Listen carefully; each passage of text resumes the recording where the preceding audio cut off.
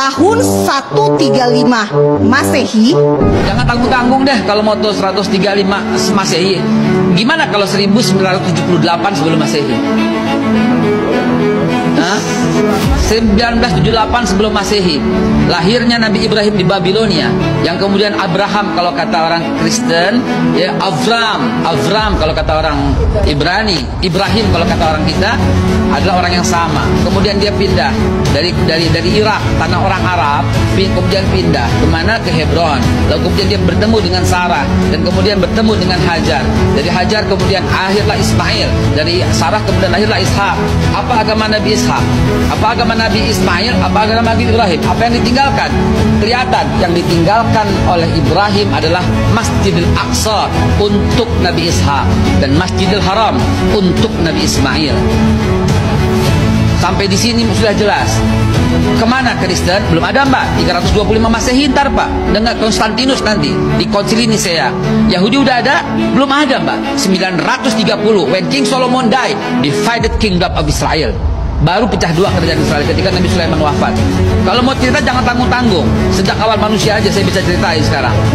Ya, jangan tanggung-tanggung. Berarti kita nggak cukup Babe kalau Kemudian setelah Nabi Allah Ishak memiliki anak, anaknya dikasih nama Israel alias Yakub. Israel, Isra, perjalanan il Tuhan. Ishakil namanya Ishakil. Ishak menggembirakan, il Tuhan. Tuhan menggembirakan aku. Ismail namanya Tuhan mendengarkan aku. Isma mendengar itu. Oke, itu bahasa Ibrani semua, tapi tolong perhatikan. Apa agama Nabi Yakub? Yakub punya 12 anak, Rubain, Simon, Levi, Yahuda, Isakar, Zebulun, Gad, Akhir, dan Naftali, Yusuf, dan Benyamin. Anak keempat ini yang menjadi masalah nanti di kemudian hari. Mereka masih beragama Islam, belum ada agama Yahudi, dan mereka semua Bani Israel. Bani Israel adalah Muslim. Kemudian Nabi Yusuf kemudian pindah ke Mesir, dan kemudian dilanjutkan oleh Nabi Musa.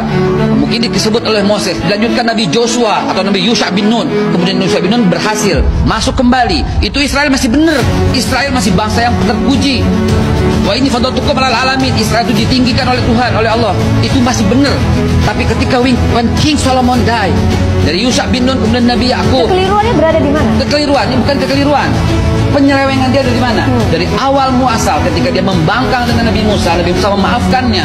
Kemudian sampai Nabi Yusha bin Nun berhasil membawa kembali ke tanah Palestina, ke tanah yang disucikan, tanah yang dijanjikan. Kemudian ketika Nabi Sulaiman wafat, baru divided kingdom of Israel. Baru pecah dua, satu Yudea, kemudian satu yang Israel. Israel masih Islam. Kenapa masih Islam? Karena sampai Nabi Isa alaihissalam masih memegang agama Islam, sedangkan Yudea membunuh para nabi. Yahudi membunuh para nabi. Nabi Sam'un, Nabi Samuel, Nabi Zakaria, Nabi Yahya, semua dibunuh.